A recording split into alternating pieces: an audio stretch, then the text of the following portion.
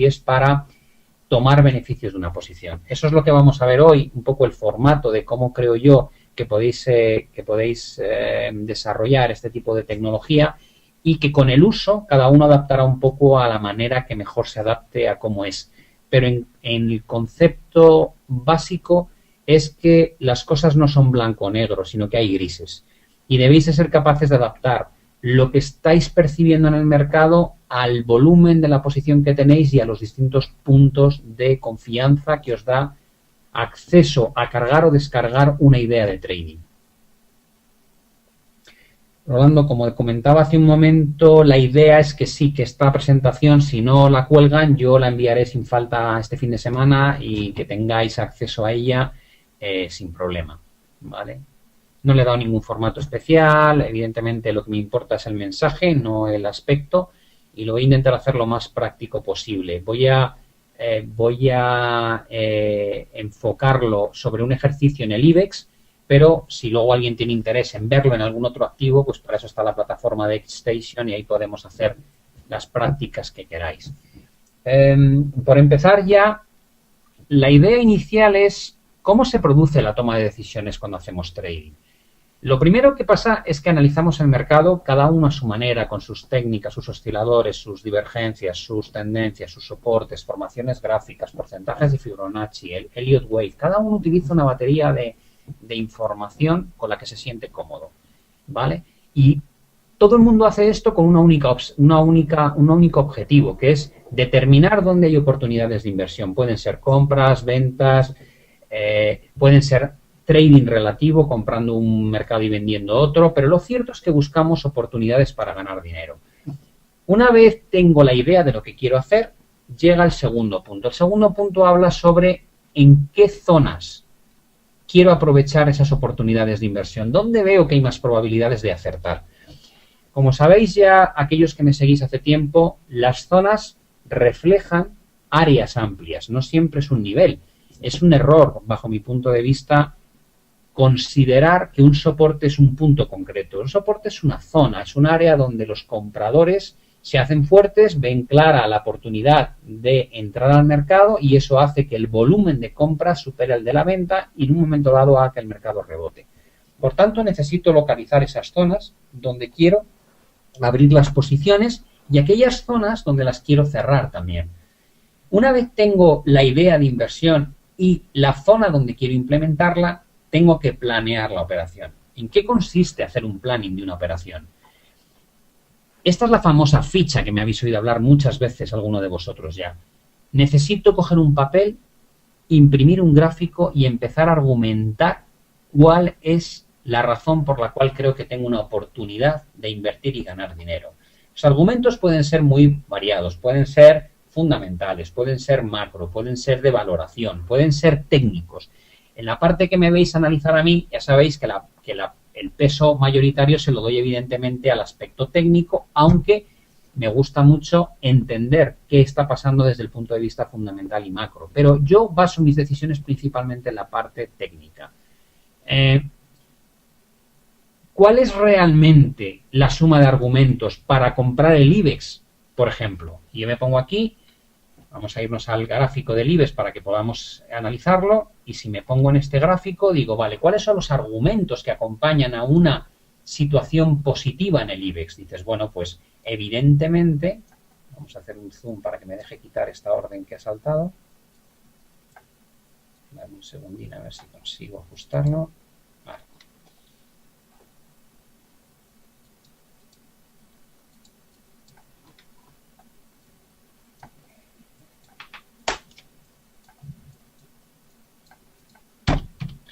Si yo estoy mirando el IBEX, la gran señal positiva que se ha generado durante 2014 nace aquí. ¿Qué es lo que pasa aquí? Bueno, aquí lo que pasa es que todo el proceso de techos que hemos ido observando a lo largo de enero, diciembre, enero, que se han repetido en marzo y se han repetido en mayo, finalmente terminan por romperse. Se hace una ruptura, luego surge este pullback, la propia vela que hace un pullback, como podéis ver, acaba siendo un martillo, es una vela de rechazo, y luego vemos esta continuidad tremendamente positiva de 3 velas muy impulsivas al alza. Todo esto nace a raíz de Draghi. ¿Cuál era la situación antes de Draghi? La situación era que la tendencia era alcista, que veníamos en una consecución de máximos y mínimos claramente al alza, que anteriormente se había formado un hombro izquierdo, una cabeza y un hombro derecho, que este neckline que se rompe aquí tiene una ruptura, un pullback y luego un tirón, que el objetivo de esta formación, más o menos, según como lo tracemos, ronda la zona 10.600 y pico, 10.700, y que luego tengo una formación triangular que se ha desarrollado aquí con un techo muy definido en torno a 10.500, 10.650 y una serie de mínimos alcistas. Esta estructura es triangular y cuando yo miro esto puedo incluso trazar un objetivo en base a la estructura y veo que no es muy distante del objetivo de largo plazo, y si lo que hago es analizarlo desde una perspectiva más conservadora, cogiendo este punto de triángulo solamente la parte final, al final ese objetivo prácticamente es el mismo que el de mi cabeza y hombros. Con lo cual yo tengo en mente una idea de que el IBEX ha roto una zona muy importante, ha habido un comportamiento muy impulsivo, hemos tenido un pullback, tengo una formación de continuación, tengo una formación de vuelta estructural, vamos caminos de la zona 11.600 y ha habido un primer desarrollo muy potente y ahora mismo el mercado está en una fase ligeramente correctiva. Vale. Ya tengo analizado mi potencial, sé los objetivos que hay, sé la zona que ha generado el disparo o la señal positiva de inversión y lo que me queda es por armar la estrategia. ¿A qué llamo armar la estrategia? Los argumentos ya los conocemos. ¿Estoy operando a favor o en contra de tendencia? En este caso es a favor de tendencia. ¿Cuál es mi grado de confianza en el análisis? Yo creo que hay que tener un grado de análisis realmente positivo. Operar a favor de tendencia siempre es un punto a favor. Operar con dos formaciones gráficas que apuntan hacia un mismo objetivo, en este caso una formación de vuelta tipo hombro-cabeza, hombros invertidos semanal y una formación triangular diario, es muy positivo. Esta formación de continuación al alza que hemos vivido en el IBEX no se ha producido solamente en este mercado, ha pasado en el DAX, en Eurostoxx 50, en Italia, en Estados Unidos. Por tanto, la renta variable en términos globales disfruta en este momento de un aspecto bastante constructivo. Por tanto, no se trata solo de una visión aislada de un mercado, sino que globalmente el activo de renta variable parece que tiene un potencial al alza todavía interesante para las próximas semanas e incluso meses. El time frame que pregunta Marcelo ha empezado en un gráfico semanal, hemos migrado a un gráfico diario y podríamos entrar en mucho más detalle si hiciese falta. Ya tengo los argumentos, tengo si opero o no a favor de tendencia, sé cuál es mi grado de confianza en el análisis, cuál es el potencial de la operación. Cuando hemos calculado de alguna manera el objetivo de las dos estructuras que hay en el gráfico, lo que me está diciendo es que más o menos tengo en mente que podamos llegar a la zona 11.500, 11.600. Ese es el potencial. ¿Qué es el potencial? Es la toma de beneficios de mi estrategia. ¿Cuánto estoy dispuesto a gastarme si sale mal? Esto es el stop. Es decir, para toda apuesta o para toda estrategia donde veo un potencial beneficio, tengo que calcular que puede salir mal. ¿Por qué? Porque con relativa frecuencia las operaciones no van tal y como tenemos previsto. La relación entre lo que estamos dispuestos a ganar y lo que estamos dispuestos a perder es muy importante. En este caso, la relación tiene que tener un ratio. Ese ratio es esa relación beneficio-riesgo. ¿Qué significa? ¿Cuántas unidades de beneficio voy a obtener respecto a las unidades de pérdida que puedo sufrir en el caso de que vaya mal? Si yo me voy al gráfico anterior del IBEX, lo que debe preocuparme es cuánto recorrido tengo hacia arriba respecto a cuánto riesgo detecto hacia abajo. ¿Dónde voy a querer proteger yo mi operación en el caso de que vaya mal? ¿Cuál es el punto de disparo? ¿Cuál es la zona que ha generado realmente una sensación positiva a corto plazo y recientemente? La superación de este techo. ¿Dónde está el punto a partir del cual la situación vuelve a tener sensación de riesgo? Pues evidentemente si el mercado no es capaz de soportar esto que hemos roto al alza, sino que lo pierde a la baja, entraré en una situación muy complicada. Por tanto, este área, ahora determinaré cómo exactamente defino cuál es el punto peligroso. Este área representa el riesgo. ¿Y dónde está el beneficio? El beneficio está aquí arriba. Ahí. en torno a 11.600. Tengo mi punto de entrada, tengo mi punto de riesgo y tengo mi punto de beneficio. ¿Cuál es la relación? La relación es entre que compro y vendo, es decir, este es el recorrido en puntos dispuesto a perder para ganar ¿cuánto? Si sale bien, lo que espero es que el mercado vaya desde esta zona hasta aquí arriba. Esta relación entre este beneficio potencial y este riesgo o pérdida potencial es lo que yo llamo la relación riesgo-beneficio. ¿Cuánto tiene que ser esta relación? Nunca inferior a un 2:1. Y a partir de ahí, cuanto mayor sea, mejor. Ya tengo localizado este punto y este punto, pero queda la pregunta del millón. ¿A qué nivel exactamente lo pongo, Pablo? Porque no es lo mismo hablar en términos de una zona que establecer exactamente a qué precio lanzo mi orden de compra o de venta. ¿Qué más me falta además de la relación riesgo-beneficio de la estrategia? Me falta saber cómo impacta esta estrategia en el portfolio. Es decir, no es lo mismo si no tengo ninguna posición que si ya he comprado Eurostoxx, DAX, Italia. ¿Por qué? Porque el volumen que voy a asignar a esta estrategia va a depender de mis argumentos, el grado de confianza, el potencial que le veo respecto al riesgo, es decir, la relación riesgo-beneficio, y voy a tener muy en cuenta si esta posición ya la tengo replicada en mi cartera de alguna manera o no. La gente que dice, no, yo diversifico mucho porque he comprado el FTSE MIB, he comprado España, he comprado el SP500 y he comprado Japón, el Nikkei. Te digo, hombre, pues sinceramente has comprado 4 activos o 5 activos de renta variable que pueden tener pequeñas descorrelaciones en el día a día, pero lo que sí está claro es que si el mercado se mueve un 10% para arriba o para abajo, hay altísimas probabilidades de que todas las posiciones suban o bajen simultáneamente. Por tanto, tu grado de diversificación es realmente pequeño. Por tanto, una cosa que tengo que tener muy en cuenta a la hora de implementar estrategias es si esa estrategia ya la tengo de alguna manera jugada en mi cartera, para que a la hora de decidir el volumen que pongo no vaya a llevarme a coger un riesgo excesivo sobre una misma idea de inversión. Por tanto, el volumen queda asignado en base a todos estos conceptos que habéis visto antes. Pero llega la pregunta del millón, ¿cuándo y dónde pongo mis puntos de entrada y salida?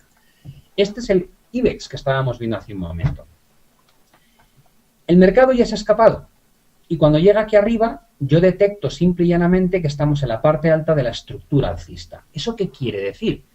Que tal vez tenga que tomar una decisión. ¿Cuál es? Creo que aquí hay un cierto riesgo de corrección. Este movimiento que he percibido en el IBEX después de un movimiento tan sumamente explosivo de 3 días consecutivos que me ha plantado casi en la parte alta de la estructura alcista, ¿es un tema aislado del IBEX? No, es un tema que ha ocurrido en Estados Unidos, con el SP500, con el Dow Jones, con el Russell 2000, con el Nasdaq, con el DAX, con Eurostoxx. Por tanto, es un riesgo común a la renta variable.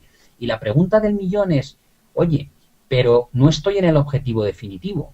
¿Qué hago aquí? ¿Me salgo antes del objetivo? ¿No me salgo antes? Y en mi caso, yo lo que hago es que reduzco mi posicionamiento parcialmente. ¿Por qué?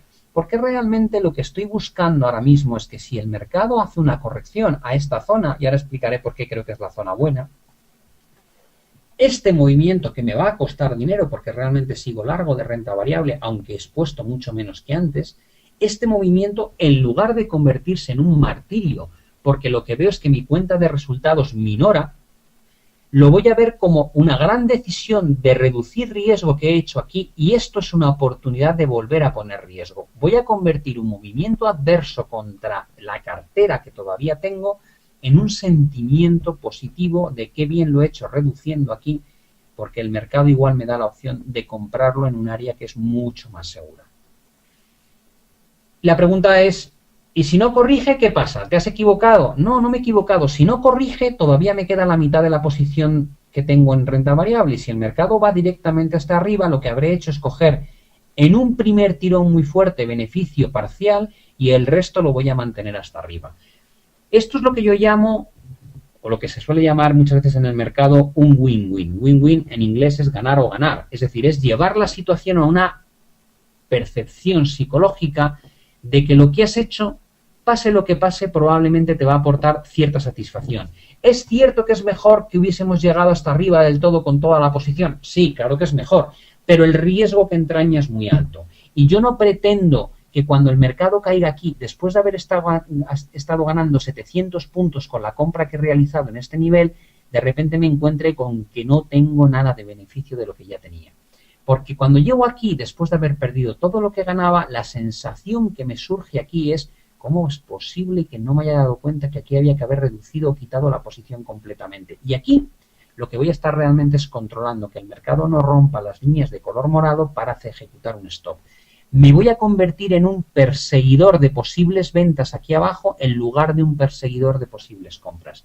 Necesito cambiar mi manera de enfocar el trading de forma que cada vez que el mercado se encuentra cerca de un gran soporte, de una buena directriz, después de un porcentaje de corrección bueno de Fibonacci, de una onda impulsiva, y estoy con la confianza de que esto es un área de compra realmente, aquí no puedo estar pendiente de si tengo que vender, aquí tengo que estar pendiente de dónde compro y los síntomas positivos que den lugar a este movimiento. Muchas veces la gente ve cómo se escapa todo el beneficio y cuando llegamos a este punto hay una sensación de frustración, hay un desencanto con el posicionamiento que hemos tenido y estamos muy sensibles a que si se convierte ese posicionamiento que era claramente ganador en algo pequeño, perdedor, nos obligue emocionalmente a hacer la estupidez de, a la mínima perforación de este punto, vender. Esto es una forma, simplemente un mecanismo simplemente de cómo gestionar emocionalmente posicionamientos que tienen sentido desde un punto de vista de análisis. Por tanto, a mí esta zona comprendida entre el 38,2 y el 61% me parecen una gran oportunidad de compra. ¿Dónde exactamente se va a producir el parón? No tengo ni la más remota idea. Pero es que no quiero saberlo, quiero simplemente explotar este área. ¿Dónde exactamente se va a parar el mercado luego? Tampoco lo sé. Debo explotar el área. Es un área de decisiones, no es un punto concreto. ¿Por qué diablos voy a tener que tomar una decisión concreta en una especie de blanco-negro, a todo o nada, en un punto cuando no es un punto, es un área? ¿Dónde está la zona de riesgo? Es a partir de un cierto nivel. Va empezando el proceso de deterioro y hay un momento en que se hace ya evidente que me he equivocado, pero es un área. Las decisiones que yo debo tomar deben de ser paulatinas, porque el deterioro es paulatino, porque la pérdida de confianza es paulatina. ¿De acuerdo? Perdonadme que no entre mucho a contestaros lo que me vais escribiendo de momento, porque si no pierdo un poco el hilo de la presentación. Cuando acabe, os pido que me preguntéis lo que queráis al respecto. Alguien me ha preguntado algo que he saltado entre el punto 2 y el punto 3.2. Me ha preguntado alguien que cuál es la diferencia. El punto 2 simplemente dice cuáles son las áreas donde quiero operar. Dice, sí, ¿qué diferencia hay con el 3.2? El 3.2 lo que me dice es si estoy nadando a favor de corriente o en contra. Si uno opera a favor de corriente, a favor de tendencia, siempre es más fácil y tiene más fiabilidad a la hora de obtener buenos resultados. La zona 2 de localizar donde quiero abrir una posición no tiene por qué ser una operativa a favor de tendencia. Puede ser que la tendencia sea simplemente neutral y esté utilizando soportes y resistencias. Son dos conceptos un poquito distintos. ¿Vale? Vale. El tema de la diversificación de cartera entre distintos activos que me está preguntando Pedro es un tema que vamos a hablar en la segunda clase. ¿De qué manera busco una cartera que muestra distintos activos que además no tienen comportamientos simétricos? ¿Vale? Ahora vamos a explicar cómo diversificar el proceso de la compra, el proceso de la venta, el proceso de los stops y el proceso de las tomas de decisiones. La pregunta es cuándo y dónde pongo mis niveles, ¿vale? Estamos hablando de las áreas. Cuando yo miro este área, entre el 38 y el 61, descubro que es una zona amplísima, entre 10.600 y 10.815. Es un montón de rango. ¿Cuál es exactamente el punto que debo usar? Ninguno. Y todos. ¿Cómo lo hacemos? No debemos generar una presión psicológica excesiva sobre la toma de decisiones. Como decía antes, esto no es un juego binario. Yo no puedo estar mirando un mercado y simplemente porque avance un pipo más, un punto más, 10 pipos más, que me parezca maravilloso y 10 pipos antes me parezca horroroso. Tiene que haber un proceso paulatino en el que yo cada vez veo más clara más claro el argumento de inversión. Cuando vamos a operar, existe un tema que es muy interesante y es que generalmente acometemos la decisión de entrada con cierta esperanza. Es un momento alegre. Es como tengo la convención de que esta vez esta operación me va a salir bien y me voy a forrar. Pero a la vez que tenemos esa esperanza, existen dos factores que pesan mucho a nivel emocional. Uno, tenemos la inseguridad sobre la decisión. La inseguridad es dónde exactamente tengo la certeza de que ya ha llegado el momento de comprar o vender. No es una decisión nada fácil. El segundo punto es, no sé muy bien dónde hacerlo, pero estoy deseando hacerlo porque creo que esta va a ser la buena. ¿Qué es lo que ocurre muchas veces? Que con frecuencia estamos incómodos cuando no tenemos la posición todavía abierta y también estamos incómodos por tener que tomar la decisión de entrar. Y esto nos lleva muchas veces a anticipar demasiado pronto la entrada y otras veces incluso a que se nos escape. Es cuando estamos pensando, si baja un 1% más me meto, pero el mercado no lo baja, con lo cual de repente nos quedamos mirando, aparentemente se ha dado las circunstancias que tú buscabas, pero no te has atrevido a lanzar la orden y se convierte en un remordimiento continuo a medida que ves que el mercado se va para arriba. Hay otras veces que para que no nos pase eso, terminamos entrando antes de tiempo en la posición. Y luego el mercado continúa en un proceso correctivo y nos quedamos enganchados arriba y pensamos, ¿por qué diablos me he metido tan pronto? Esos sentimientos se dan todo el tiempo. ¿Cómo evitamos ese factor? ¿Cómo conseguimos reducir la carga que supone la toma exacta de la posición? Yo creo que la idea es no tomar una decisión, sino tomar muchas. Si yo creo que la zona de compra es esta caja de color naranja, ¿por qué diablos tengo que escoger un punto concreto? Realmente lo que tengo que hacer es poner una secuencia de órdenes de compra que aprovecha la amplitud del área. De manera que a medida que el mercado va acercándose al nivel exacto que me gustaría para tener el 100% de mi posición, que es justamente sobre el soporte y justamente sobre la directriz, aquí quiero tener el 100% de mis compras hechas. Mientras que si el mercado corrige un poco y rebota antes de alcanzar el punto idóneo, la compra sigue siendo razonable, pero no es tan segura como la que hubiese hecho aquí. Con lo cual, si solamente alcanza mi primer nivel o mi primer y mi segundo nivel, el tamaño de mi posición es de 1/3, 2/3 o 3/3 de lo que quería. Si estoy dispuesto a poner una posición de 3.000 euros en el IBEX, lo que yo haría es poner 1.000 aquí, 1.000 aquí y 1.000 aquí. De esta manera, no trabajo sobre un supuesto de o entro o no entro. ¿Qué pasa si compro los primeros 1.000 y el mercado sigue cayendo? Que todavía tengo la certeza de que estoy cargando posiciones sobre una idea que me sigue gustando mucho. Si el mercado sigue cayendo, evidentemente estoy perdiendo dinero sobre la primera compra, pero si esto es una decisión que he tomado antes de empezar a montar la estrategia, es decir, esto no es doblarse, esto no es comprar una cantidad y cuando el mercado sigue bajando, decidir poner el doble posteriormente para hacer media, no. Aquí sé exactamente que me quiero gastar 3.000 euros desde el principio, pero que solamente si el mercado cae hasta el punto idílico voy a tener el 100% de mi posición. Si el mercado rebota en el primer nivel, como me pregunta Roberto, y se va, el punto de entrada no ha sido todo lo idílico que yo quería. ¿Por qué? Porque la corrección ha sido la mínima, porque no hemos hecho una vuelta hasta la base de la estructura y probablemente los argumentos para entrar no son tan potentes como los que hubiesen sido de haber llegado a este punto. ¿Por qué? Entre otras cosas porque desde aquí hasta el objetivo hay un recorrido pequeño y desde aquí hasta el stop que voy a trabajar también hay un recorrido más grande que si ya entro comprando abajo del todo. Estoy asignando un volumen al hecho en sí de que el traje me quede perfecto. Y si no me queda perfecto, pago menos dinero por ello. Cuando la situación es idílica, uno saca la cartera y paga mucho, y cuando la situación no es perfecta, uno se hace el remolón y paga menos. Es una forma de ajustar el grado de confianza que te genera lo que estás viendo al posicionamiento que finalmente tienes. Pero yo quiero trabajar sobre todo sobre el concepto de la posible zona de stops, porque sé que es una de las cosas que más cuesta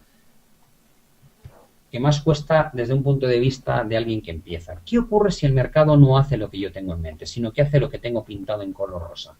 Inicialmente el mercado baja, compro las primeras dos posiciones, luego rebota, aquí estoy encantado, qué bien lo he hecho, he comprado en el 38 y casi en el 50% y aquí empieza un proceso positivo para mi posición. Pero dura poco y luego el mercado cae. Cuando cae no ocurre nada porque inicialmente todavía tengo incluso pendiente una compra adicional. Cuando la compro el mercado hace una bajada y recupera y aquí estoy a break-even, aquí no estoy perdiendo ya y digo qué bien lo he hecho al haber dosificado, al haber dado margen de caída hasta este punto, pero de repente pasa lo que no nos gusta a ninguno que pase, que el mercado comienza a caer y acaba rompiendo la zona de soporte en 10.553. Este avance hacia abajo mete una presión brutal. Yo estoy mirando el gráfico y pienso, joder, no me lo puedo creer, con lo claro que estaba, la buena pinta que tenía, ahora de repente estoy pillado. ¿Qué ocurre? Mucha gente empieza a no querer ejecutar stops aquí. Dice, bueno, vamos a dar algo de margen porque la pinta es buena, los argumentos estaban bien, yo creo que esto va a volver a rebotar. Y uno tiende a intentar no cerrar las posiciones. Cuando llega a esta posición, si hemos puesto los stops en distintos niveles, porque la zona de riesgo lo que denota es, uno, que una vez roto el soporte y la directriz, la situación es muy mala, por eso esta zona es una zona para ejecutar stops, y voy a marcarlo en varios escalones, porque lo que busco aquí realmente es engañarme en el solitario. ¿En qué consiste esto? Cuando un stop salta, es ese momento tan duro en el que abandonamos la esperanza de que se pueda recuperar el mercado y pueda rebotar y devolvernos lo que estamos perdiendo. Es el momento en el que abandonamos nuestra esperanza de que lo que va muy mal acabe fatal. Pero la gente no se da cuenta que el stop es cierto que te ejecuta una posición que ya no tiene posibilidad de mejorar, pero por otro lado también limita la pérdida si esto sigue desplomándose el camino de 9.000. El stop no es siempre una cosa negativa, el stop nos libera. El stop nos dice que la idea que queríamos implementar ya no tiene sentido seguir jugándola y nos libera la mente de buscar otras oportunidades de inversión que pueden ser tan rentables o más que el propio IBEX que estábamos jugando. ¿Qué hago yo para que cuando va a saltar el stop no me cree un problema psicológico? Es muy sencillo. Yo pongo 3 niveles, entre 2 y 4 habitualmente. Y cuando llega el primer nivel de stop, no lo quito, dejo que salte y sigo con mi sueño de que tengo 2 niveles todavía por debajo. Es decir, hemos cerrado 1/3 de la posición a pérdida, pero como la esperanza es lo último que se pierde, me quedan 2/3 partes de la posición. Tengo todavía 2.000 euros puestos sobre el IBEX. Si tira y llegamos aquí, esos 2.000 euros van a compensar con creces la pérdida de aquí a aquí de 1.000. Con lo cual no ocurre nada. Digo, bueno, no pasa nada. Cuando el mercado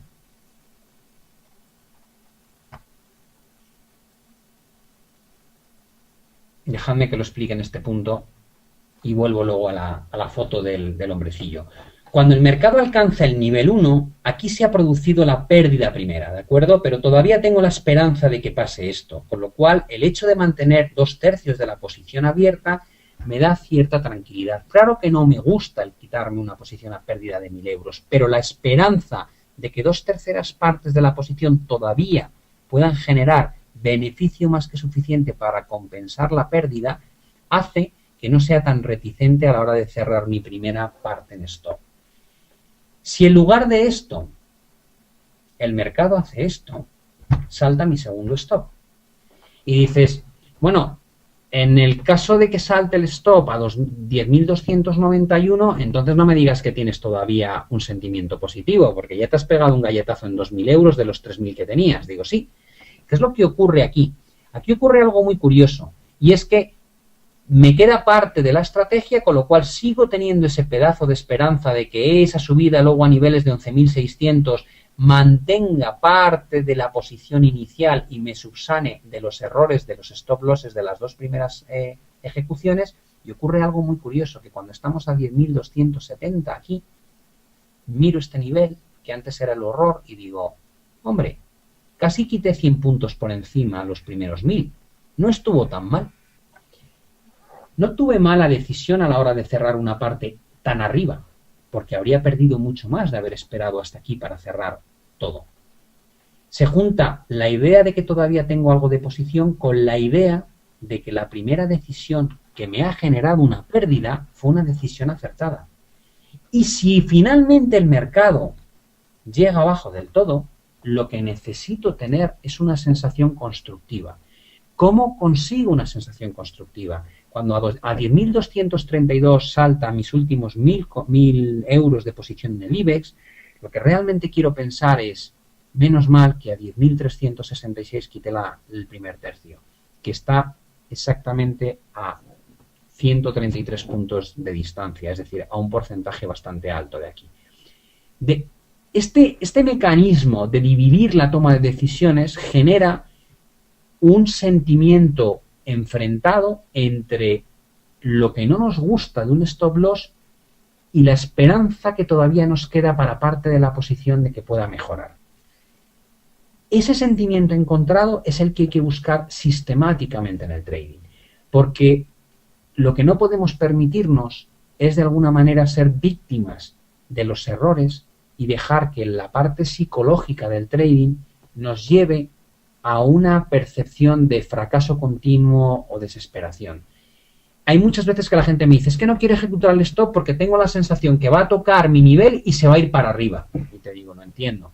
Esa sensación la tenemos todos. Siempre pensamos o tendemos a pensar que el movimiento del mercado está diseñado para que perdamos nuestro dinero. Se convierte en una pequeña obsesión, sobre todo cuando hemos hecho un montón de operaciones consecutivas negativas. Pero realmente no es así.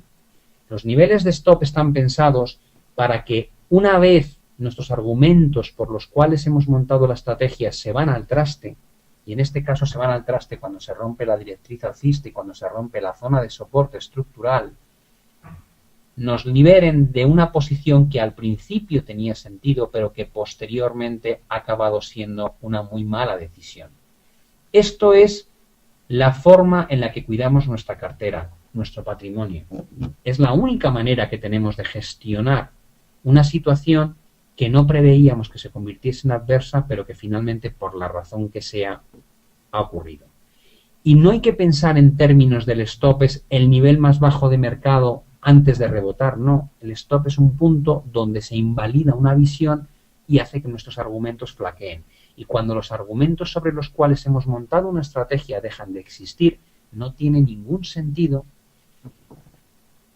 que sigamos manteniendo la posición. Una de las cosas que yo le digo a mucha gente es, ¿tendrías la posición ahora si no lo hubieses tomado? Plantearos esa pregunta una y otra vez. Cuando estáis en el mercado y tenéis una posición que arrastráis desde hace mucho tiempo, la pregunta que hay que hacerse es, ¿tengo argumentos para mantener esta posición abierta? ¿La pondría ahora? Si la respuesta es no la pondría, evidentemente hace tiempo que estáis justificando un posicionamiento que no tiene sentido. Da igual el timing, da igual los plazos. Esto es aplicable igual a un minuto, a un 5 minutos, un media hora, un mes o una semana. Es siempre igual. La duda que le surge a un inversor de largo plazo respecto a si el punto adecuado de compra es o no es este, es la misma que le surge a un scalper, la que le surge a un swing trader, la que le surge a cualquier persona.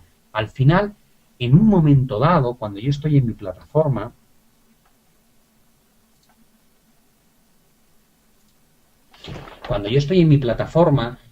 hay un momento en que tengo que decidir cuando rompe el mercado. ¿Rompen esta vela? No, no parece que el cierre sea por encima. ¿Rompen esta? Y dices, hombre, pues sí, parece que sí, pero como tuvo una sombra alargada y luego cerró aquí, igual me espero al siguiente día. ¿Compro aquí? Pues parece una opción. ¿Qué día, qué precio exactamente tomo mi decisión? Es que yo no lo tomo a un precio concreto, yo tomo muchas decisiones.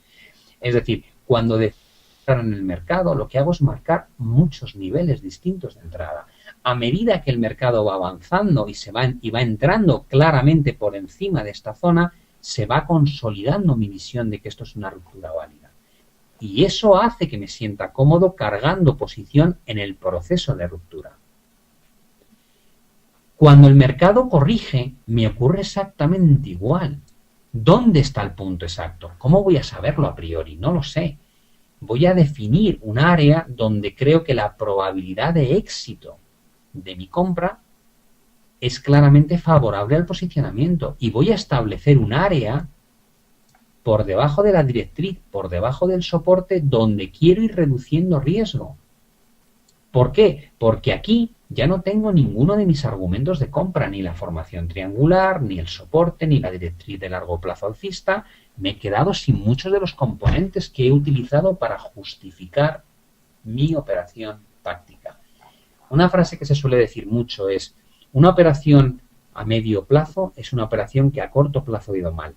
¿Eso qué quiere decir? Que empezamos con una argumentación basado en cosas que vemos muy claras en un gráfico diario, y cuando el mercado viene aquí, es decir, cuando en lugar de esto el mercado hace esto, hay mucha gente que decide no ejecutar el stop loss, y aquí lo que hace es que mira el gráfico entero y dice: ah, no te preocupes, no pasa nada, pero si la tendencia de largo plazo todavía es positiva.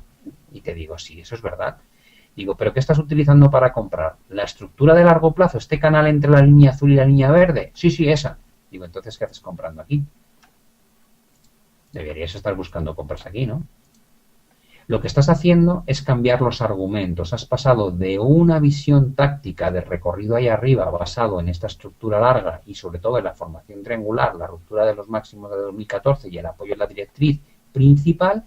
De repente has migrado a unos argumentos en que la secuencia de mínimos y máximos de los gráficos semanales y mensuales sigue siendo positiva, pero entonces descubres que estás comprando prácticamente arriba. Es decir, que el grado de riesgo hasta que se invalida tu nueva línea argumental es todo este, y tu potencial de subida es solamente esto. ¿Cuál es la relación de esta posición? Es un 1 a 2 inverso. Hay que huir de este tipo de migraciones de los conceptos originales a los conceptos de largo plazo. Siempre vamos a encontrar un soporte tras otro sobre los cuales basar que no quiero cerrar la posición. Es muy fácil decir: no, mira, espera, lo que voy a hacer es, en lugar de quitarla aquí, cuando pierda este mínimo, y cuando el mercado hace esto, entonces digo: no, cuando pierda este mínimo de aquí. Y cuando el mercado hace esto, entonces uno va y dice: no, cuando pierda este, que este sí que es importante. Y así podemos estar jugando a la baja y engañándonos tanto tiempo como queramos. Pero realmente la ficha, cuando hemos hecho la argumentación de por qué hemos comprado el IBEX, se basaba en esta estructura triangular que se ha invalidado aquí, en toda esta zona, desde aquí hasta aquí. Todo este proceso. ¿Cuándo? Dependerá de cada uno. Habrá gente que aquí ya lo vea muy mal, otros querrán esperar aquí, otros aquí. ¿Yo qué hago? Digo: no, es un proceso de deterioro paulatino. Aquí me da miedo, puede ser una falsa ruptura, con lo cual solamente quito una parte del stop. Aquí empiezo a tener la sensación de que esto va a ir mal de verdad, y aquí ya no le quiero dar más margen. Aquí tengo la sensación, casi con toda seguridad, de que esta ruptura a la baja es definitiva, con lo cual ya no quiero seguir.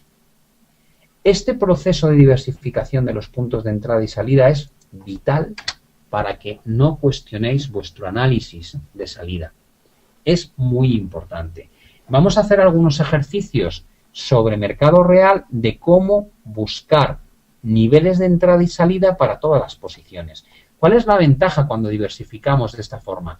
Que podemos permitirnos el lujo de diseñar muchas estrategias en mercado, dejar los recorridos de beneficio y pérdida puestos los niveles de entrada, y no hay que estar obsesionado mirando el gráfico. Yo actualmente dedico poco tiempo al análisis, a lo mejor un par de horas al día es lo que consigo sacar, como mucho 3 horas, y sin embargo tengo un portfolio amplio, y dentro de mi portfolio amplio tengo un montón de órdenes pendientes de entrar. Yo tengo aquí un montón de posiciones, ¿vale? Unas van muy bien, otras no van bien. Y dentro de todas estas estrategias, además hay muchas posiciones pendientes de abrirse en función de lo que haga el mercado. Dedicando 2-3 horas al día, la pregunta es: ¿cómo diablos controlas si el deterioro a nivel gráfico es demasiado grande como para evitar que entres, o al revés, forzar que entres? Digo: porque tengo los niveles puestos, porque mi análisis realmente me deja una situación muy tranquila. La gente dice: es que me da rabia que de repente haya un barrido, toque y salga para arriba. Y digo: sí, lo entiendo, es muy habitual que eso pase, las típicas faenas de mercado. ¿Qué es lo que espero yo que ocurra? Que si eso pasa, solamente me saque de una parte de la posición. Por eso diversifico mis puntos de salida y mis puntos de entrada. ¿Qué pasa si el mercado amaga una ruptura y luego cae? Pues espero que de las 3 órdenes de compra que he puesto paulatinas, solamente una o como mucho 2 entren.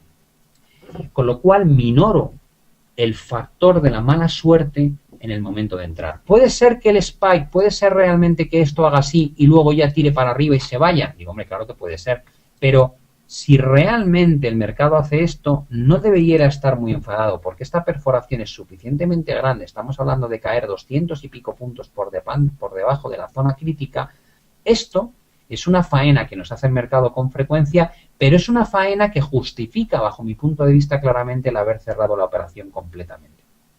¿Por qué? Porque plantea un riesgo muy grande a toda la visión estructural que estaba manejando.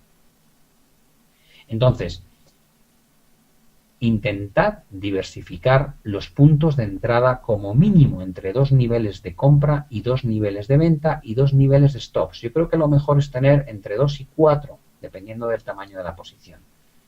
Esa es la forma de no obsesionarnos con lo lanzo ahora o no lo lanzo, lo compro o lo vendo, ¿qué hago? Dices, no, si no es un punto, es una zona.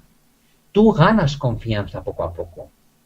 No la ganas de golpe, no es un punto en el que de repente lo ves claro. ¿Qué pasa cuando rompe el IBEX? Dices, hombre, pero aquí está claro que el IBEX esto es muy positivo. Aquí sí es un cambio de 0 a 100. Digo, pues no, en mi caso no es un cambio de 0 a 100, porque yo también estoy mirando el Eurostoxx y el Eurostoxx no había roto aún, o el DAX no había roto, y yo quería que la ruptura fuese generalizada, no solamente de España e Italia. Por tanto, para mí, en este punto está muy clara la situación del IBEX, pero todavía no está clara la situación global de la renta variable.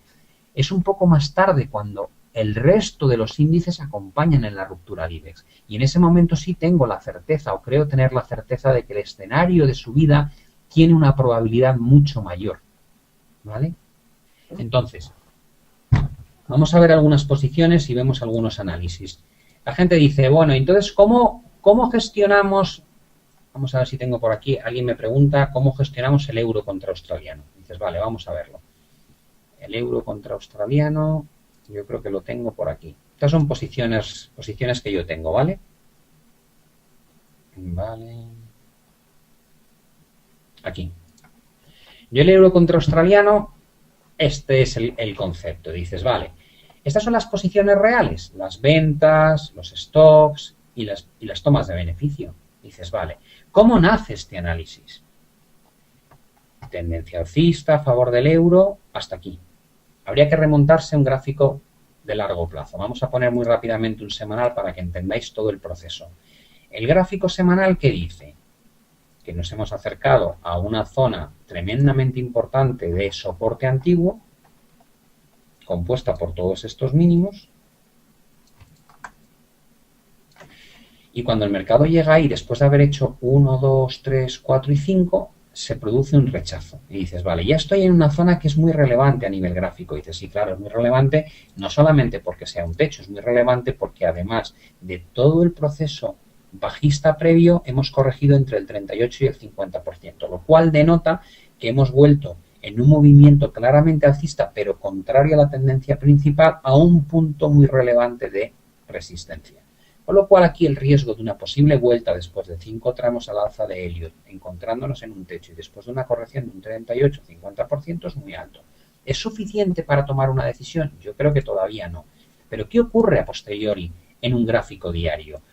Pues que surge este hombro, cabeza y hombro. Ahora ya tengo más cosas, tengo la resistencia semanal, el porcentaje de corrección a nivel semanal y ahora de repente surge una figura a nivel gráfico. Y esta figura gráfica tiene un punto crítico, que es esta zona que voy a poner de un color más oscuro, más grueso.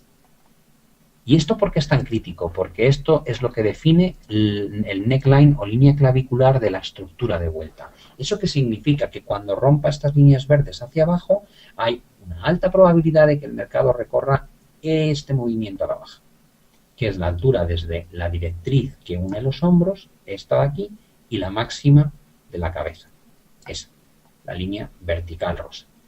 Y dices, entonces aquí hay que vender. Sí, mirad las ventas.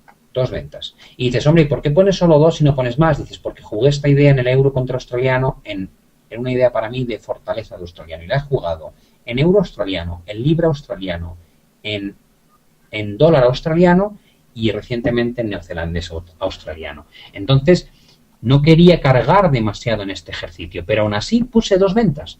Estas 2 ventas, la idea era que no se produjese una ruptura, me trincase y se fuese para arriba. Finalmente, la misma barra, que fue una perforación muy potente, lanzó las 2 órdenes. ¿Dónde están los stops, losses de estas posiciones? Los stops de estas posiciones están por encima de la zona crítica. ¿Cuál es la zona crítica? La zona pivote de resistencias antiguas, esas 2, y de soportes, este y eso. ¿Cuál es la idea realmente? Que para que se invalide la estructura de vuelta y pinte mal, hace falta que el mercado vuelva a romper hacia arriba toda esta zona, que no es nada fácil. ¿Dónde se produce ese ataque? Aquí. Aquí, después de una fase muy impulsiva a la baja, vemos cómo el mercado restaura parte del movimiento hacia arriba. Pero, curiosamente, lo que antiguamente fue un techo y luego un suelo, ahora vuelve a actuar de techo, por eso se llama zona pivote. Y al llegar a este punto, ¿qué pasa por mi cabeza? Por mi cabeza estoy perdiendo. He vendido aquí y aquí, he tenido este beneficio inicial y, sin embargo, aquí estoy perdiendo. Tengo los stops puestos por encima de la zona de mínimos previa y del neckline. No tengo ningún problema. Tengo bien definida la protección. ¿Qué ocurre si el mercado viene aquí? Que mi argumento de la estructura de vuelta ya no tiene sentido. Este es el catalizador que he utilizado. Diversifico entre 2 puntos porque lo que estoy buscando es que una mera perforación momentánea no me cueste la salida completa de la posición. ¿Podría separarlos más? Sí, supongo que sí, depende de cada uno. ¿Cuál es la relación riesgo-beneficio de esta estructura? Mi stop está aquí, mi punto de entrada es este. Esto es lo que estoy dispuesto a perder si sale mal. ¿Y cuánto voy a ganar si sale bien? Desde donde vendo hasta donde cierro la operación. ¿Dónde la cierro? No lo sé, es una zona. El objetivo es todo esto, la vertical rosa. Pero aquí es evidente que hay un soporte muy importante, formado por estos mínimos, este mínimo y este mínimo. Y dices, vale, ¿qué más hay? El 38,2% de todo el proceso ascendente está aquí, ya hemos llegado, y el 50% aquí abajo. ¿Dónde está la zona de riesgo? Aquí. Acótala mejor, Pablo. ¿Dónde está la zona de riesgo de verdad? Creo que este nivel de soporte es muy importante. Ahí. Entre este soporte que no quiero jugar a romperlo, la zona del 38 y 50. Dices, vale, acótalo todavía más. Esa directriz roja parece que puede ser relevante. Por tanto, si el mercado llega a la directriz roja, yo quiero tomar beneficio. 1.4308, que es donde tengo yo el objetivo, está bastante lejos del objetivo que me ofrece la estructura. Pero yo aquí lo que estoy cubriendo es este riesgo.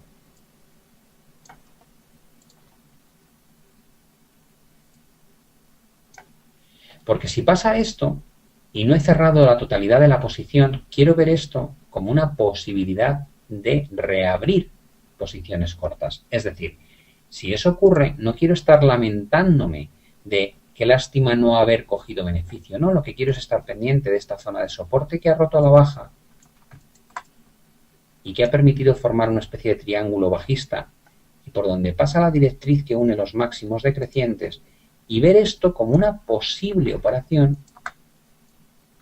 en la que yo voy a buscar este movimiento. Si aquí consigo cerrar la mitad de mi estrategia, tal vez si ocurre esto, aquí esté buscando una oportunidad de venta.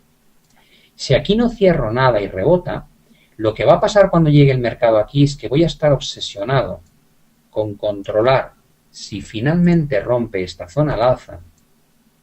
Porque si la rompe, mi siguiente pensamiento va a ser, ay madre, esto ha tocado ya el objetivo, aunque se ha quedado un poco corto, y se va a venir el mercado a la directriz principal roja. Y esto hace que tal vez me esté planteando recomprar mi posición por aquí, es decir, cerrar mi venta en torno a esta zona. Y cuando uno mira esto, no deja de ser bastante triste que después de haber tenido todo este beneficio, uno acabe quedándose con este beneficio.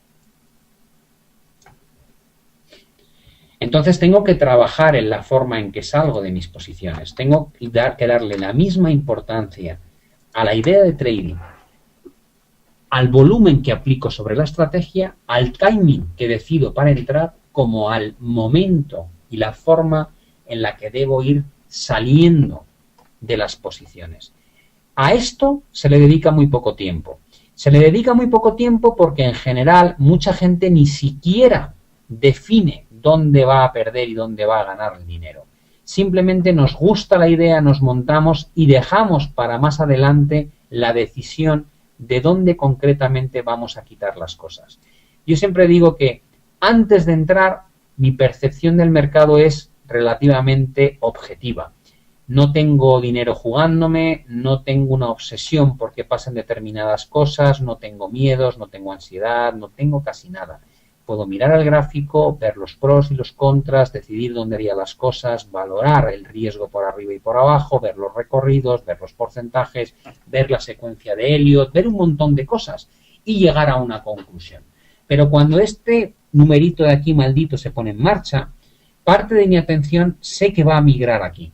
Y muchas veces no solamente este numerito de la propia estrategia del euro contra australiano me va a condicionar, sino que incluso es peor. Hay veces que este número me condiciona sobre esta estrategia cuando esta estrategia no ha dado ningún problema, pero a lo mejor tengo algunas que van muy mal, me generan pérdidas y acabo cerrando posiciones que evolucionan correctamente porque la carga emocional que genera el resultado agregado de mi cartera me lleva a no querer sufrir o a querer cortar la sangría en la que estoy viviendo en este momento, que los resultados van en contra. Tenéis que tener una capacidad de aislar vuestro análisis del resultado. Esto es fundamental. Me pregunta Marcelo si es mercado real. Yo lo voy a explicar una vez, siempre digo una vez y luego lo explico 1000 veces más. Yo me he pasado 28 años gestionando en los bancos, primero en Santander y después monté un hedge fund con un socio mío y fuimos socios de BBVA y tuvimos un fondo de 500 millones de euros cuando lo vendimos. Llevo 28 años con en gestión profesional y quema muchísimo, ¿de acuerdo? Cuando decidí ponerme a enseñar de alguna manera métodos o metodología de trading, de gestión, evidentemente no me he planteado hacerlo mientras gestiono un fondo a nivel profesional. Creo que hay que tener un poco de seriedad. Es como si tú le dices a De la Rosa, ¿me darías una vuelta en el coche? Y él te dirá, si es un tío enrollado como parece que te dirá, hombre, claro, vente, y encima te voy a decir lo que hago para cruzar en las curvas y tomar las curvas en plan deportivo. Y tú dirás, qué bien. Si le preguntas a De la Rosa, ¿me darías una clase de conducción mientras corres en Mónaco la carrera de verdad? Y te miraría y te diría, ¿tú te chutas? O sea, ¿qué pretendes? ¿Que esté dedicado a gestionar profesionalmente y además me dedique a darte clases? ¿Tú crees de verdad que Moyano te daría una sesión de tenis si le caes bien un sábado por la mañana en una pista? Claro que sí, te diría, venga, baja, te voy a enseñar cómo va de rápido un saque y algunos truquillos. Pero si le pides que te enseñe a jugar al tenis mientras juega a Roland Garros, te va a mirar y te va a decir, pero tú te chutas. Yo no entiendo, sinceramente, la gente que enseña mientras se dedica profesionalmente a invertir. Cuando uno se dedica profesionalmente a invertir, dedica 14 horas, 12 horas, 13 horas a intentar hacerlo lo mejor posible. Tiene una carga psicológica brutal y destina muchísimo esfuerzo a hacerlo lo mejor posible. Yo daba clases en la época de los 90, en la década de los 90 en un máster financiero en el CEU, pero cuando monté el fondo lo primero que hice fue dejar de dar clases, porque no entiendo que pueda estar ambas cosas simultáneamente dando el 100%. Entonces, tú me dices, ¿y te gestionas tu propio dinero? Digo, no, ahora tengo un amigo que es buenísimo, que me gestiona el dinero y al que le llamo todas las semanas y le pido cuentas. Es súper agradable ser cliente en lugar de ser gestor. ¿Por qué? Porque no quiero esa tensión ya más, porque quiero disfrutar un poco de la vida. Entonces, si me dices, ¿gestionas en serio? Te digo, así he gestionado 28 años. Déjame que te diga la verdad, así lo he hecho. Exactamente así. Y los resultados no han sido nada malos. Entonces te digo, ¿quieres que lo haga en vivo? Entonces voy a dejar de hacer webinars porque me dedicaré a gestionar mucho dinero de gente que me paga bastante por gestionárselo y creo que lo mínimo que debo hacer con ellos es dedicarme en 100% de mi tiempo a esa labor, no a la docencia. Entonces, la pregunta tuya creo que queda contestada. Me hacéis esta pregunta continuamente, por cierto. Yo entiendo que mucha gente dice, jo, es que en demo es más fácil. Digo, ya, pero es que yo llevo 28 años gestionando en real. Me merezco mi descanso, ¿vale? O sea, yo no quiero demostrar nada. Yo ya demostré. Ya no necesito hacer eso. Hay mucha gente que a lo mejor no tiene un... ¿Cómo explicarlo? Tú a Moya no le pides que te demuestre que sabe jugar al tenis. Fue un numerazo. No hablamos de un Nadal, hablamos de un tío que ha sido bueno, de la Rosa, es un probador de McLaren. ¿Le vas a preguntar si sabe conducir realmente bajo tensión? No. No le vas a exigir que ese tío te dé una vuelta en coche durante una carrera. No te hace falta. Debieras fiarte de él. Creo que ha demostrado con creces que es un tío que vale. No digo que yo sea un de la Rosa, ni mucho menos, pero evidentemente tengo una carrera profesional que avala lo que he hecho y por tanto creo que no hace falta demostrar que la forma de hacer las cosas tengan que estar respaldada por una cuenta en real. Realmente la cuenta en real no deja de ser una estupidez porque dependerá de cuánto importe pongo. Si yo pongo 1.000 euros en mi cuenta real, me la trae al pairo el resultado. ¿Vale? ¿Por qué? Porque a mí, concretamente, esos 1.000 euros no me van a afectar mucho. Otra cosa es que me digas, pon 1.000.000 de euros. Te diría, hombre, claro que tendría tensión. Pero 1.000 euros, ¿y qué pasa? ¿Que 1.000 euros en real ya automáticamente cambia mucho respecto a la gestión en demo? No, depende del riesgo que te supone a ti la gestión de esa cantidad. Vuestro gran problema cuando operáis en real es que disponéis de un capital relativamente pequeño y normalmente os ha costado mucho ahorrarlo. Y vuestro punto de partida es tremendamente complejo. Sois gente que se juega lo que tanto les ha costado ganar en algo que no tiene mucha experiencia y donde el factor psicológico os va a destrozar. Partís de un punto de salida complicadísimo. Yo me quito el sombrero ante vosotros. Yo realmente aprendí asesorado en un banco, con dinero del banco, y me pagaban un sueldo fijo, con lo cual el resultado me importaba que fuese lo mejor posible, pero no me iba la vida en ello. Vuestro punto de salida es mucho más complejo. Realmente es para quitarse el sombrero lo que hacéis. Lo que pasa es que tiene mérito que os atreváis a hacer esto, pero también tiene un inconveniente, que es que la probabilidad de éxito es baja. Sobre todo si no sois capaces de gestionar el proceso desde el inicio de una manera tranquila. Cuando yo os enseño este tipo de operativa, esta es exactamente el tipo de operativa que llevo haciendo toda mi vida y no complico mucho mi análisis. Durante un tiempo lo compliqué una barbaridad, porque cuando uno va aprendiendo, lo que hace es que lee mucho, quiere convencerse de que conociendo más cosas va a ganar más dinero, incorpora muchos indicadores, muchas técnicas, sistemas de trading automáticos, modelos de gestión. Vamos complicándonos la existencia. Y hay un momento, dependiendo de cada cual, se tarda más o menos, en que es como una epifanía. De repente dices, Dios bendito, ahora lo veo menos claro que hace 2 años. Lo he complicado tanto que ya no sé realmente qué opinión tengo de mercado. Y en ese momento es cuando uno empieza a eliminar capas de la cebolla y va buscando el núcleo.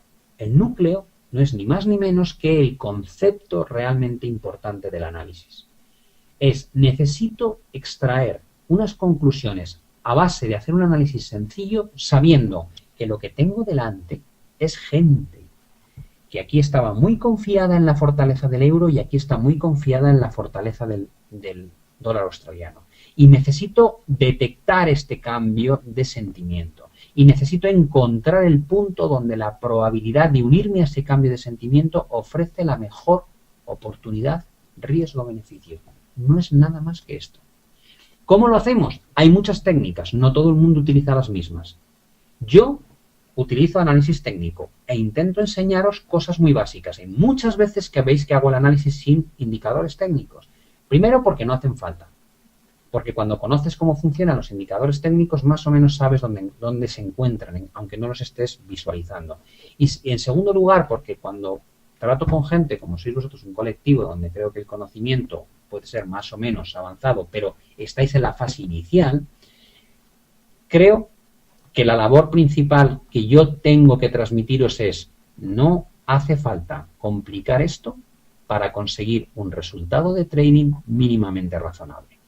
Ya tendréis tiempo de complicarlo, pero ahora mismo vuestras decisiones de compra y venta tienen que estar basadas en conceptos muy sencillos para que cuando salgan mal, que habrá muchas que salgan mal, podáis entender en qué os habéis equivocado.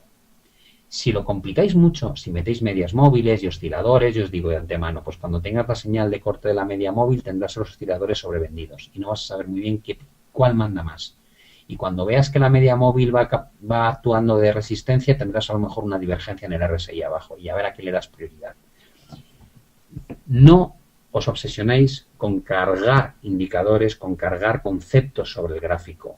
Intentad entender qué transfiere el gráfico en cuanto a lo que está ocurriendo en el mercado. Eso es mucho más importante. Cuando la gente habla de las velas son algo muy interesante porque nos dicen cómo se comportan los inversores ese día. Cuando veis aparecer un martillo, es un amago de algo que luego se revierte durante el día. Os da una intención de los inversores. Cuando veis un engulfing, cuando veis la típica vela envolvente, ha cambiado el ritmo del mercado de compradores a vendedores o viceversa. Eso implica que durante el día ha ocurrido algo que ha hecho que la gente modifique el grado de convicción.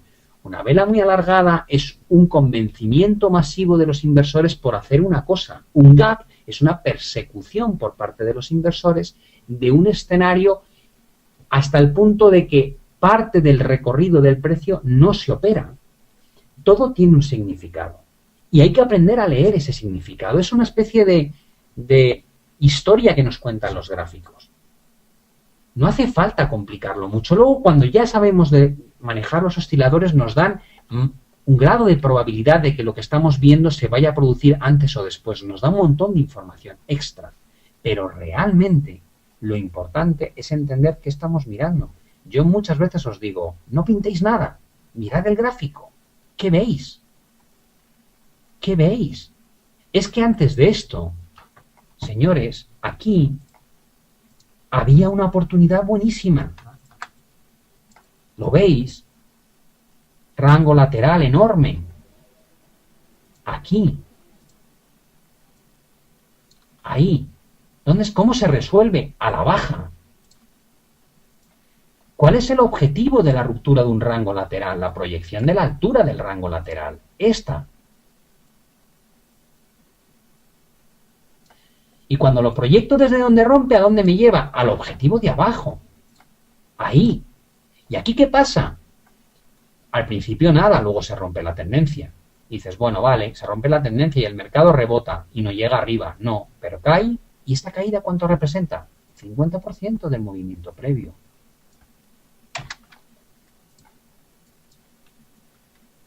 Un 50% de este recorrido.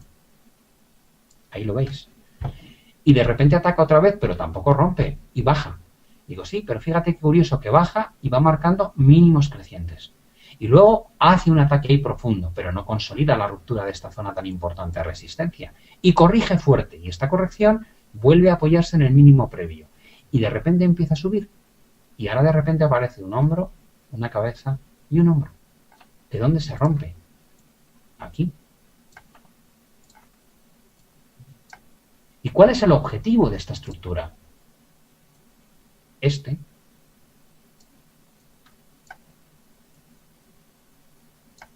Y se alcanza aquí. ¿Y siempre funcionan las estructuras? No, mirad esta. Aquí hay un doble techo clarísimo. Y cuando yo miro la estructura del doble techo, digo, jo, pues aquí habría que haber vendido, ¿no? Digo, sí, efectivamente. ¿Y qué habría pasado? Nada, que nos había sacado, si no aquí, ahí. ¿Por qué? Pues porque nunca bajó esta cantidad. Y dices, entonces no está tan claro, ¿no? Porque la idea es que estuviese bajado aquí, pero no ha ocurrido. Digo, efectivamente. Si alguien cree que el 100% de todo aquello que analizamos sale, evidentemente está en el sitio equivocado. Esto me da una idea, pero no tengo la certeza. Si tuviese la certeza no pondría stop losses. El stop loss vale para cuando el escenario que yo considero más probable no ocurre. Pero si detecto este rango lateral y lo juego hacia abajo, después detecto esta formación de vuelta y lo juego hacia arriba y luego pierdo aquí en el stop, tengo una gran estructura y un gran beneficio aquí, tengo otro gran beneficio aquí, aquí tengo una pérdida y luego aquí tengo de momento un gran beneficio. Con lo cual, estructuralmente, tengo tres posibles operaciones muy claras y una que no ha salido. Ojalá cada vez que yo opere en un activo, como puede ser este, a lo largo de 2011 a 2014 genere una posición de este tipo, luego otra así de buena y finalmente una de pérdida pequeñita antes de encontrar otra muy buena de beneficio. Esto es el día a día. Hay algunas que funcionan y otras que no. Y esto hay que asumir que es así. Por eso trabajamos con stocks. Pero todo esto que veis es comportamiento del mercado y hay que conseguir leerlo. Alguien pregunta, ¿y un trading stop tiene sentido? Claro que tiene sentido. Hay otra manera de proteger las estrategias que es ir modificando el nivel de protección a medida que evoluciona la estrategia. Vamos a hacer un ejemplo. ¿Cómo sería? Vamos a suponer que esta línea marca la consecución de máximos a la baja que ha ido tomando lugar desde que perdimos la zona de soporte estructural. Yo podría tener uno de mis stops, cualquiera de los dos, ajustado a niveles ligeramente por encima de esa directriz. Y esa directriz, en la medida que va bajando, yo puedo ir moviendo ese stop a la baja acompañando la directriz. Y dices, pues no parece mala idea. Digo, no, es una opción muy buena, se puede hacer, claro que sí. Y tú lo haces. Yo normalmente lo que hago es que a medida que el mercado, como ha pasado ahora, se acerca mucho al objetivo, creo que cuando aciertas en un 85-90% el objetivo que tienes previsto, ahora el hecho de que el mercado alcance el nivel o no lo alcance depende más de un tema de timing que de una idea de inversión. La idea de inversión ha funcionado, hemos cogido un movimiento enorme a favor de la fortaleza del australiano, pero ahora podemos tener la mala suerte de que el mercado no llegue a entrar ahí, sino que directamente desde aquí rebote. Generalmente, ¿qué es lo que hago yo? Lo primero que hago cuando tengo un objetivo tan cercano es que mi nivel de entrada lo pongo al mismo nivel que el punto, mi nivel de stop, perdón, lo pongo al mismo nivel que el punto de entrada. Porque si ya he tenido un 85-90% de la estrategia a punto de cerrarse, lo que no quiero es que un tirón fuerte hacia arriba acabe generando una pérdida, puesto que ya he tenido prácticamente el 100% del beneficio esperado conseguido. Y dices, ¿y esta es la forma, esta es la metodología? Digo, no, aquí no hay metodología, chicos. Aquí no hay una forma única de hacer las cosas. Esta es la forma en la que yo lo hago, lo cual no quiere decir que hay otras formas incluso mejores. Simplemente os enseño lo que yo aplico y a mí me funciona. A mí psicológicamente me mataría que después de haber estado ganando casi el 100% de lo que pretendía ganar, esto acabe en pérdida. Con lo cual lo que hago es proteger mi posición para que en el peor de los casos salga a cero. ¿Cabe la opción de ajustar algo del stop aquí? Es decir, esto que me ha planteado alguien del trading stop, ¿podríamos moverlo aquí para que al menos una parte tomemos beneficio y la otra salga a cero? Sí, es una alternativa. Yo lo que sí os diría es, cuando decidáis hacer algo, aplicarlo de manera sistemática a todas vuestras posiciones. Es decir, no modifiquéis la metodología una y otra vez, porque al final eso significa que no tenéis metodología. Si vosotros queréis utilizar un trading stop, habrá gente que diga, en lugar de con la directriz, con una media móvil, como queráis. Lo cierto es que caben muchas posibilidades de cómo hacer las cosas. Si vosotros finalmente decidís utilizar para una parte del stop un concepto que puede ser este trading, me parece fenomenal, pero hacedlo siempre y si la mitad de la posición la vais a manejar con un stop que se va ajustando, que es lo que es un trading stop, llevadlo a rajatabla siempre para la mitad de los stops de todas las estrategias que estéis jugando. Haced de ello una metodología constante. No cambiéis la forma de hacer las cosas según qué estrategia estáis visionando, porque llegará un momento en que si utilizáis argumentos para entrar y salir muy distintos y para gestionar los stops, no vais a saber a ciencia cierta si os está funcionando o no vuestra metodología de inversión. Tenéis que encontrar una forma de hacer las cosas y repetirlas hasta la saciedad. Necesitáis de alguna forma sentiros cómodos con un proceso repetitivo de análisis de mercado. ¿Vale? Dejad que lea alguna de las preguntas que me habéis ido haciendo por si acaso me he dejado algo importante. Un segundín.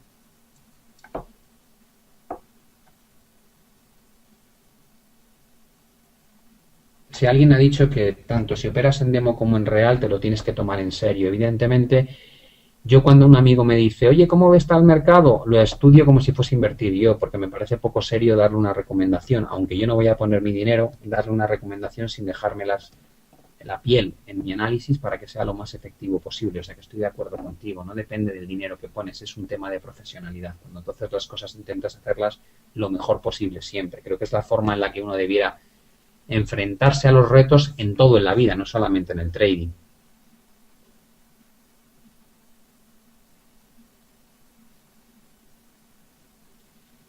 Vale. Alguien me ha preguntado que cuál es el porcentaje de gente que seguirá con esto dentro de un año. No tengo la más remota idea, Javier. Me gustaría pensar que yo pueda contribuir a que duren un poco más. Creo que esto es como todo. Si le preguntases a alguien, oye, ¿cuánta gente de los que aprende a jugar al tenis acaba jugando realmente bien? Supongo que la respuesta sería, pues depende muchísimo de la edad con la que empiezan, del talento que tienen, de cuántas horas practican al cabo del día. No lo sé. Sinceramente, es una duda constante. Yo lo que sí os digo es que el camino es tan divertido como el objetivo. Cuando la gente me dice, pero voy a conseguir ganarme la vida con esto, digo, pues creo que es muy difícil. ¿Vas a conseguir gestionar y ganar algo de dinero haciendo una metodología que parezca bien trabajada y sensata? Sí, creo que puedes conseguir ganar dinero, pero realmente para vivir de esto necesitas un capital grande para poder invertir y eso no todo el mundo lo tiene, con lo cual no hay que engañarse. Y si lo que pretendes es ganar mucho dinero teniendo poco, quiere decir que vas a asumir un montón de riesgos. Y cuando asumes muchos riesgos y no tienes experiencia, lo más normal es que acabes en la cuneta sin patrimonio. Con lo cual, yo cuando la gente me pregunta, es que estoy iniciándome y no sé muy bien qué esperar de esto, te digo, pues debes planteártelo como cuando yo voy al casino, que lo que pretendo realmente es pasar un rato bueno. Luego puede ser que cuando estoy en el casino, además de pasar un rato bueno, porque el poco dinero que me llevo intento que me dure 3-4 horas y me tome un par de copas, me puede ocurrir que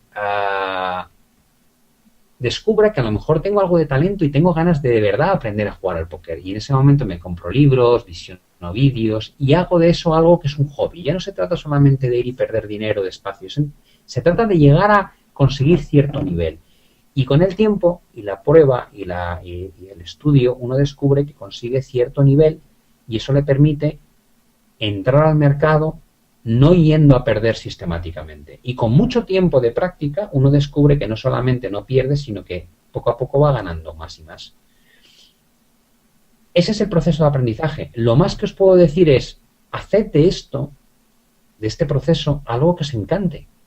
Porque si no ganáis dinero, pero tampoco perdéis mucho, y simplemente se convierte en una especie de más menos cero, pero disfrutáis de la actividad, a la larga, vuestros resultados van a ir mejorando, lógicamente, porque tendréis más experiencia. Y por el camino vais a disfrutar muchísimo.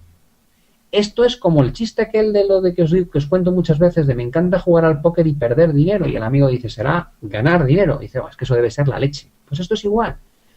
Esto es un hobby que se puede convertir en una profesión. Si lo conviertes en una profesión, la dedicación que tienes que dedicarle a esto es brutal.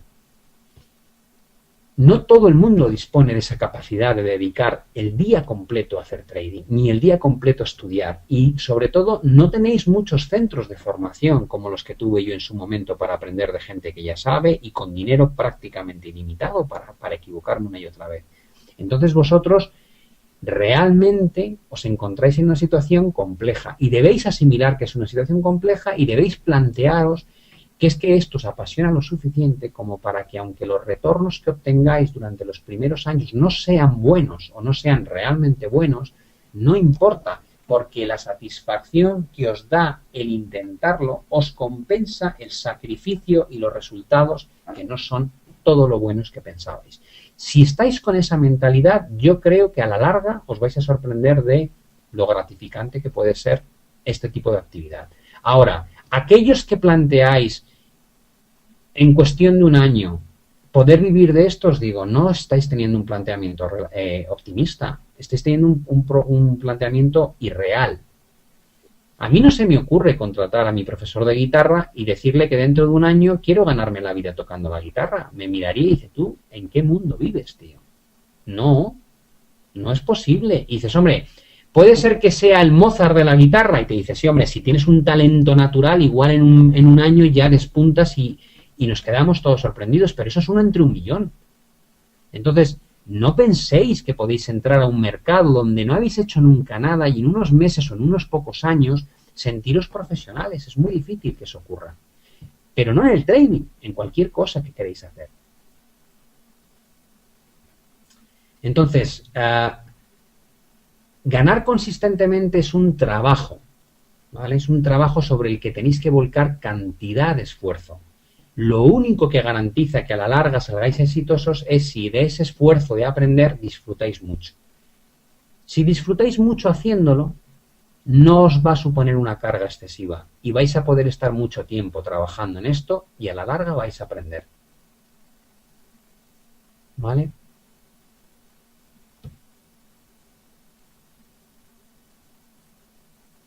Sí, Pedro me está diciendo que le saltó un stop, bajó, luego pegó un tiro muy fuerte y que la posición de no haber puesto stops le habría generado una 7 veces lo que perdió.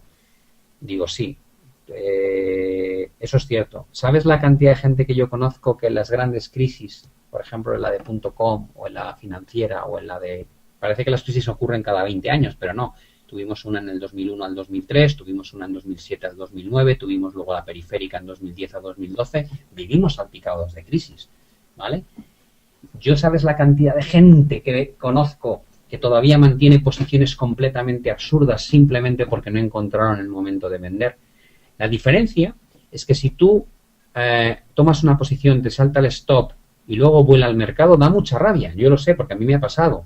Pero tu cabeza queda libre. Puedes buscar otras alternativas de inversión. Pero el tío que no ejecuta el stop y en lugar de rebotar se hunde, se convierte en un esclavo de este número, se pasa el día mirando esto, intentando decidir si tiene que quitarlo, si tiene que cerrarlo, si cuánto tiene que rebotar para salir porque ya pierde demasiado. Es un esclavo de la cuenta de resultados. Eso es lo peor que te puede pasar. Llega un momento en que en lugar de controlar tú la situación te controla a ti, con lo cual necesitas sistemáticamente buscar un punto que te libere de una decisión que a priori parecía buena, pero luego ha resultado ser errónea. Y si después vuelve a ser buena, no pasa nada. No pasa nada. Esa obsesión de, jolín, es que creo que según lo venda yo va a irse para arriba. Esa la tenemos muchas veces todos. Yo durante una época me acuerdo que yo llamaba a, digo, va a ejecutar una orden Pablo's Reversal, que era la vuelta de Pablo. Era como la sensación de, en el momento en que yo le pegue, esto sube, seguro. En el momento en que yo lance la orden de venta, esto sube. Pero si no le doy a la venta, esto sigue bajando. Yo he tenido esa sensación muchas veces. Parece que te han puesto una cámara al lado y que te están observando. Y que el mercado está esperando a que tú vendas para comprar todos y viceversa. Esa sensación la hemos tenido todos en el mundo profesional y en el mundo amateur. Pero no es verdad. Y no debemos dejarnos influenciar por esas creencias que no dejan de ser creencias absurdas para no gestionar el riesgo. Los stops son vuestros salvavidas. A veces saltan y realmente es una lástima y el mercado luego se mueve correctamente en la idea que teníais desde el inicio. Pero otras muchas veces no ocurre así. El stop os saca de una posición que luego se deteriora un montón. Y en esos momentos, esa decisión de ejecutar la salida es la mejor que podríais haber tomado. Y se aprende con la experiencia. Hay que estar muy enganchado en una pérdida durante mucho tiempo de no haber querido ejecutar un stop para aprender esta lección. Por mucho que yo os lo diga, supongo que el error lo cometeréis por vosotros mismos. Y ese día os acordaréis de mí.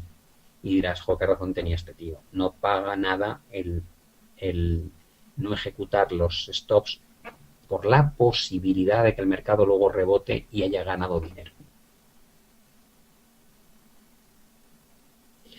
Me pregunta alguien de Chile que qué posibilidades hay de que estos webinars se realicen en horarios distintos. No lo sé, Nelson. Tendríais que hablar con la gente de XTV.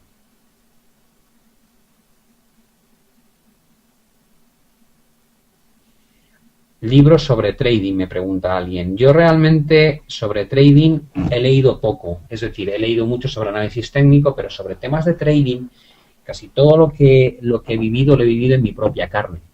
Y en mi propia carne y en la carne de la gente que ha trabajado conmigo. Cuando estás en una tesorería trabajas con 200 y pico individuos, con lo cual ves muchos comportamientos, muchas pautas, gente que lo hace muy bien, gente que lo hace muy mal, decisiones desastrosas, cabreos, gente con la sangre que parece que tiene horchata en las venas, y de todo eso aprendes. Y luego he tenido la suerte de estar 28 años trabajando en este mercado y descubrir que en los últimos 15 pasamos de crisis en crisis cada 3 años, con lo cual cada crisis es un máster acelerado. Te pone en una situación de estrés brutal, aprendes muchísimo de los errores que se cometen en entornos realmente complejos. Y hablo de .com, del 11S de septiembre en Estados Unidos, del sell-off en 2003 de la bolsa europea, de la hecatombe del crédito en 2007, de la quiebra de los bancos de inversión en 2008, de la crisis periférica en 2010 con Grecia y el contagio a 2011 y 2012 España-Italia, de la crisis de las divisas en Rusia en el año 97, del contagio a Latinoamérica, etcétera, etcétera, etcétera. De todo eso guardas un montón de experiencias. Por tanto, yo hablo más por lo que he vivido que por lo que he leído. De trading creo que hay poca gente en el mundo no anglosajón que escriba cosas buenas. En el mundo anglosajón evidentemente hay más personas que transmiten un poco sus conocimientos, pero no soy muy aficionado a aprender de lo que escriben los demás, sino a aprender de lo que me enseña el mercado. Alguien me ha preguntado antes cuánto dinero hace falta para vivir de esto. Eso no es una pregunta capciosa, creo que no hay una respuesta concreta. Depende mucho de cómo enfoques tu riesgo, de cuánto estés dispuesto a jugarte, de la experiencia que tengas, etcétera, etcétera. El perfil de lo que buscas como rentabilidad depende mucho del riesgo que quieres asumir. Eso es una decisión muy particular. Hay gente que tiene un perfil de riesgo muy grande, no le importa jugar muy agresivo, y otra gente que lo que busca es una rentabilidad simplemente de un 5 o un 6% al año, porque es lo que le pagarían en un banco en un depósito bueno, que ya no existe. Con lo cual, ¿qué objetivo buscas realmente en el trading? En función de eso, para unas cosas hace falta poco capital y para otras hace falta mucho capital. No hay una respuesta exacta, ¿vale? A esa pregunta. Sí, el tema que me preguntáis sobre si hace falta mirar las noticias o no, lo mejor que tiene el mercado cuando miramos gráficos es que de alguna manera estamos viendo cómo piensa la mayoría de los inversores. ¿Eso qué quiere decir? Que cuando la mayoría de los inversores está positiva, el mercado sube. Y cuando la mayoría de los inversores está negativo, el mercado baja. ¿Por qué sube el S&P500 como sube desde hace un tiempo? Pues porque el sentimiento respecto a la situación es muy constructivo. Esto denota una gran confianza. ¿Cómo nace la confianza en el mercado americano? Pues nace en el 2008-2009 a raíz de las intervenciones de la Reserva Federal, que fueron masivas. Al principio errático, con dudas, y después un movimiento muy vertical. Dices, vale, esto denota un sentimiento. Digo, sí. ¿Está justificado? Personalmente creo que no. Creo que es un disparate lo que estamos viviendo.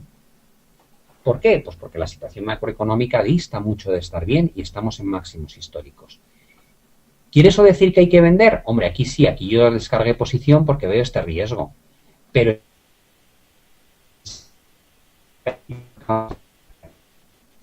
¿y aquí hay que vender? No, aquí hay que estar muy pendiente porque yo creo que en algún momento a lo largo de los próximos 2-3 meses va a haber un cambio de sentimiento en el mercado que va a hacer que todo el proceso positivo en el que llevamos inmersos mucho tiempo vaya cambiando y dé lugar a una corrección importante entre en torno a un 20 o un 25% en renta variable. Y está muy cerca, creo que va a pasar en los próximos. El inicio, no el porcentaje de caída. Entonces dices, ¿vas a posicionarte en base a lo que piensas? No me voy a posicionar. Lo que voy a hacer es estar pendiente de cuando todos vosotros cambiéis de opinión. Quiero que esto, que es la gente que está tan convencida de lo positivo que es todo, ver cómo cambian de opinión. Va a haber un momento en que esto empezará a deteriorarse. Y ese deterioro se podrá medir de muchas maneras. No solamente en el S&P.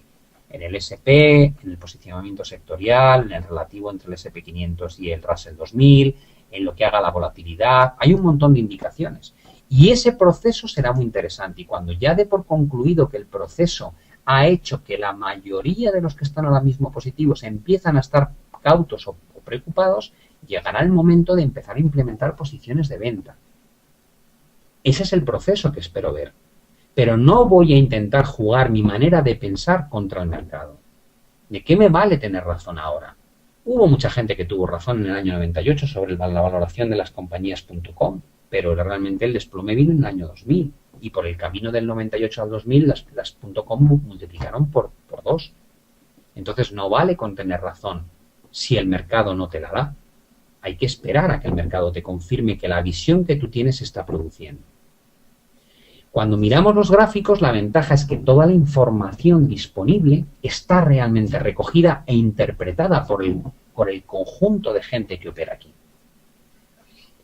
Y cuando ocurre algo que nadie tenía previsto, entonces estamos todos en la misma situación, a todos nos pilla por sorpresa, no estamos ni mejor ni peor que el resto. Pero mientras tanto, todas las noticias macro, la evolución de resultados, los beneficios de las compañías, las intervenciones de los bancos centrales, todo está cotizado aquí. Con lo cual, en el fondo no necesitaría realmente estar mirando temas de noticias financieras y económicas. A mí me gusta porque llevo toda la vida involucrado en finanzas y además he estudiado una carrera que es empresariales y me gusta el concepto, con lo cual me siento más cómodo si encima entiendo lo que está pasando en el mercado. Pero considero que no es necesario. Yo opero en el mercado de commodities y sinceramente sé muy poco sobre las commodities comparado con un trader de commodities que sea realmente experto en ellas. Pero me atrevo a operar en ellas y más o menos le gano dinero. ¿Vale? La pregunta que hace Javier, que es muy buena, es ¿por qué tantos fondos gestionados por profesionales lo hacen tan mal? Pues sinceramente, Javier, porque batir al mercado es muy difícil. Porque realmente no por ser profesional se tiene la capacidad realmente de ganar dinero. Esto es algo que mucha gente piensa. Yo pierdo porque soy novato mientras que los profesionales ganan. Y dices, no es así. Hay muchos profesionales que no lo hacen bien. Lo que pasa es que no es una publicidad muy buena para el mundo profesional. Pero realmente hay muchos que no lo hacen bien. De la misma manera que hay gente amateur que lo hace muy bien. Entonces, ¿por qué es difícil? Es la respuesta. Y cualquiera que te diga lo contrario, creo que está mintiendo. Es muy difícil. De hecho, la industria de los fondos pasivos casi nunca gana al benchmark. Casi nunca bate. ¿Vale?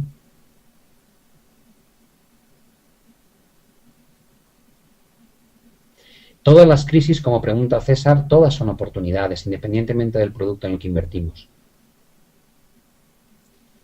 Creo que el seminario, otra pregunta que me estáis haciendo, va a quedar grabado y estará disponible en las páginas de XTB. Tenéis que preguntarles a ellos, pero creo que sí. Entre los libros de análisis técnico que recomiendo, bueno, pues depende un poco la temática. Si vais a la página web mía, preguntadme esto a través de la página web, porque si me decís qué es lo que os interesa, os puedo decir exactamente qué libros me han gustado a mí. Esto es una página web gratuita, ¿vale? Entráis aquí y en contacto me mandáis un correo y me decís, oye, soy uno de los alumnos que estuvo en la clase de por la tarde del viernes y me interesa un libro sobre candlesticks, sobre Elliott, sobre formaciones gráficas y yo os contesto directamente según la temática que creo que es un buen libro para leerse.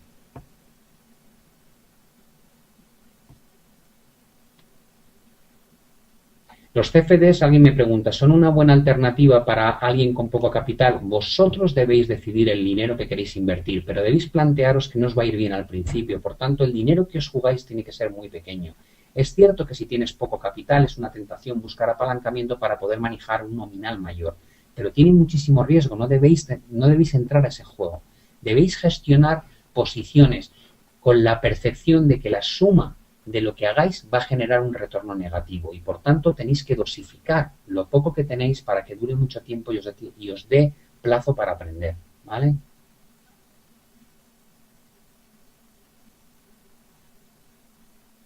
Preguntáis tantas cosas que no me va a dar tiempo a responder todas, pero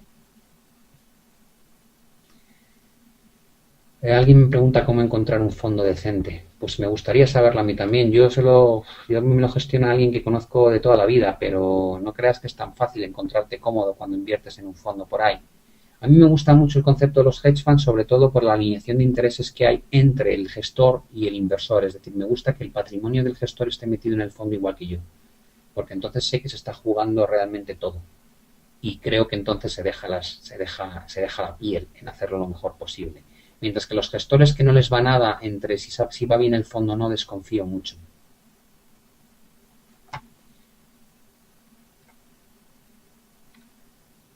Vale.